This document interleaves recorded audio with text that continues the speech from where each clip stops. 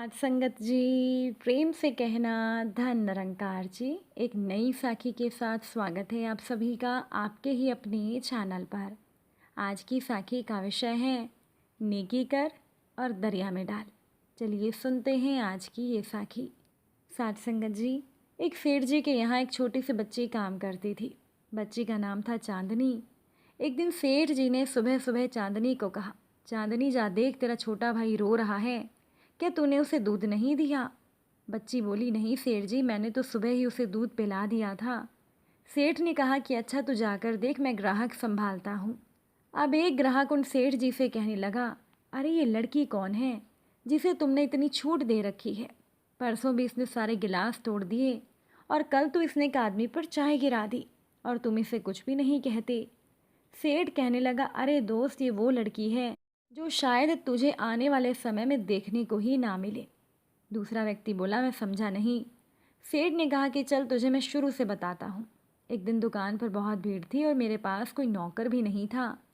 ये लड़की अपने छोटे भाई को गोद में लिए मेरे पास काम मांगने आई और इसकी शर्त सुनेगा।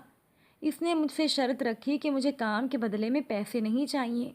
काम के बीच में अगर मेरा भाई रोया तो मैं पहले अपने भाई को देखूंगी। सुबह दोपहर शाम रात 4 समय दूध चाहिए। रहने के लिए मैं इसी होटल के किचन में रह लूँगी। खाने के लिए जो बचेगा उसे खा लूँगी। मेरे भाई के रोने पर आप चिल्लाओगे नहीं। अगर कुछ काम बच गया तो मेरे भाई को सुलाने के बाद मैं रात को सारा काम कर दूँगी।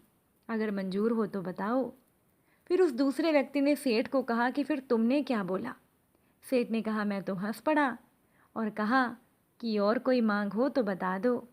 तो इस बच्ची ने मुझसे कहा था, बस इतनी ही मांग है कि मुझे काम मिले। मैं सड़कों पर भीख नहीं मांगना चाहती, ना ही मैं अपने भाई को भिखारी बनाना चाहती हूँ। दिल लगाकर काम करूँगी। और उतने में वो बच्ची चांदनी आ गई। कहने लगी, सेठ जी, मेरे भाई को मैंने दूध पिला दिया है, अब वो सो गया है, अब नहीं रोएगा, अब मैं काम पर लगती हूँ। वो लड़की काम करने चली गई और सेठ जी के पास में खड़ा हुआ वो व्यक्ति कहने लगा कि सेठ जी, तुमने उसे फिर क्यों कुछ नहीं बोला? सेठ ने मुस्कुराते हुए कहा, अरे जनाब, क्या आप बस किताबों में ही पढ़ते हो अच्छी चीज़ें? ज़रा उसको देखो तो। नन्ही सी जान छोटी सी उम्र में काम करना चाहती है, हाथ फैलाना नहीं चाहती। अरे कोई तो होना चाहिए ना उसे अपने पैरों पर खड़ा करने के लिए। शायद भगवान ने ये काम मुझे सौंपा है कि मैं उसे एक रास्ता दिखाऊं। और तू फिक्र मत कर, वो गिलास ही तोड़ती है, विश्वास नहीं तोड़ेगी। और ज़रा ये भी तो सोचो कि बच्ची है बेचारी, कहाँ जाएगी? यहीं पड़ी रहेगी दोस्त, जब तक भगवान की मर्जी होगी। मैं कौन होता हूँ भगवान की कहानी में उसका लिखा बदलने वाला।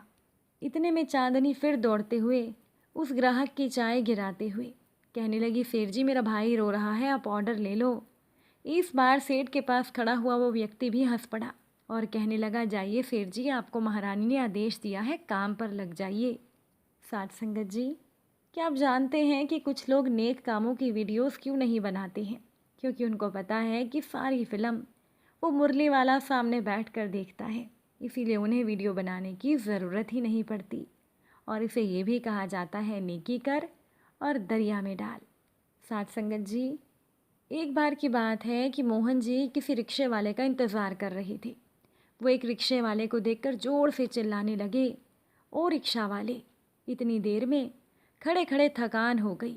बस अड्डे पर रिक्शे वालों का भाव दोगुना हो जाता है। मोहन जी को गुस्सा आ रहा था।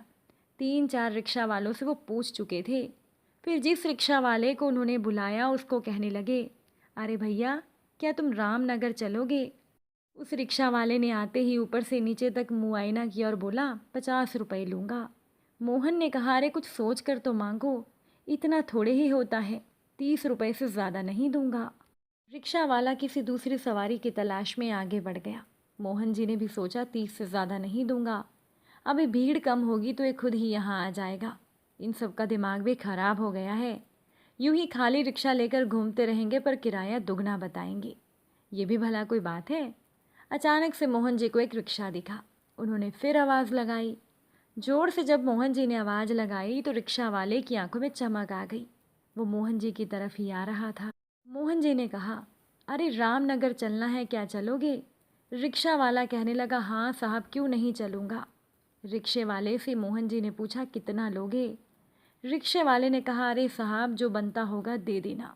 मोहन जी ने जल्दी से बैग रिक्शे पर रखा, रुमाल से पसीना पोंछा और वो रिक्शे पर बैठ गई। रिक्शा वाला धीरे धीरे पैडल मारने लगा। रिक्शा धीमी रफ्तार से बढ़ने लगी। अब मोहन जी ने रिक्शे का हुड उठाया। धूप तेज थी, सड़क पर हलचल कम थी। अब मोहन जी सोच रहे थे, पिछली बार 25 रुपये ही तो किराए के देता था, 3 महीने में 5 रुपये थोड़े बढ़ जाएंगे, मैं तो इसे 25 रुपये ही दूंगा। उसने ऊपर की जेब में हाथ डाला। बस कंडक्टर ने कुछ पैसे लौटाए थे। उसने निकाला 50 का एक मुड़ा हुआ सा नोट, उसके साथ 10 रुपये के 2-3 सिक्के भी निकल आए।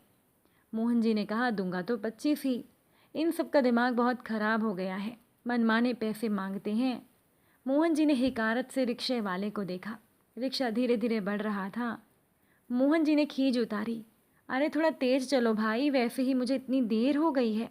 रिक्शे वाले ने थोड़ी रफ्तार तेज कर दी। मोहन जी ने यूं ही पूछा, क्यों भाई, इस उम्र में रिक्शा चलाते हो? रिक्शा वाला बोला, साहब क्या करूं, जवान बेटा चल बसा, घर तो चलाना ही है। मोहन जी को लगा कि ये झूठ बोल रहा है। अचानक से मोहन जी की नज़र रिक्शे वाले के पैर पर पड़ी। पैर सूजा हुआ था और उस पट्टी पर से खून निकल रहा था, पर वो बेचारा पैडल पूरी ताकत से मार रहा था।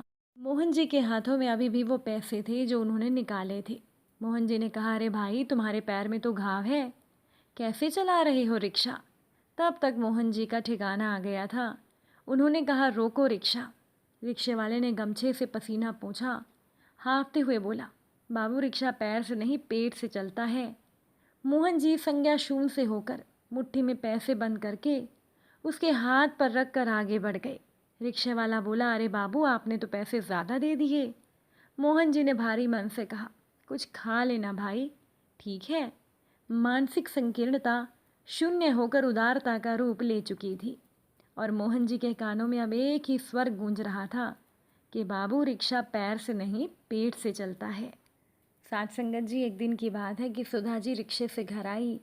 उन्होंने रिक्शे वाले से पूछा, भैया क्या आपके बच्चे हैं? अगर बुरा ना माने तो कुछ छोटे कपड़े मैं उनके लिए दे दूं, क्या आप उन्हें पहनाओगे? रिक्शे वाले ने कहा, जी बिल्कुल। सुधा जी ने कहा, आप घर के अंदर आ जाओ, सोफे पर बैठो, मैं कपड़े लाती हूँ। जब तक वो कपड़े लेकर बाहर आई, रिक्शा वाला खड़ा ही था।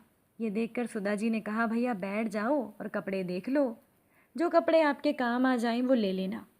कांपते हुए वो बेचारा रिक्शे वाला सोफे पर बैठ गया।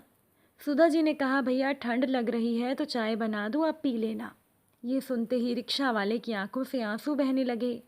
कहने लगा, मेम साहब मैं बहुत पहले से रिक्शा चला रहा हूँ, आज तक ऐसा कोई नहीं मिला जो इतनी इज्जत दे हम जैसे लोगों को। और ये जो कपड़े हैं जो आप लोग हम जैसों को देते हैं, हम लोग इनको रोज़ ना पहनकर रिश्तेदारी या शादी पार्टी में पहन कर जाते हैं। बहुत गरीबी है मेम साहब। 2 सप्ताह के बाद जब घर जाऊंगा तब बच्चे ये कपड़े पहनेंगे, बहुत दुआएं देंगे आपको। ये बात सुनते ही सुधा जी का मन बोझिल सा हो गया और फिर अचानक से उनके मन में ख्याल आया कि मंदिर या मस्जिद में दान करने से अच्छा है कि किसी ज़रूरतमंद की ज़रूरत पूरी कर दी जाए। इसे ही कहते हैं नेकी कर और दरिया में डाल। अगर आज की ये साखी आपको अच्छी लगी हो, वीडियो को लाइक शेयर ज़रूर कीजिएगा। आप सभी से फिर मुलाकात होगी नई साखी और नए विचारों के साथ। साथ संगत जी प्यार से कहना, धन निरंकार।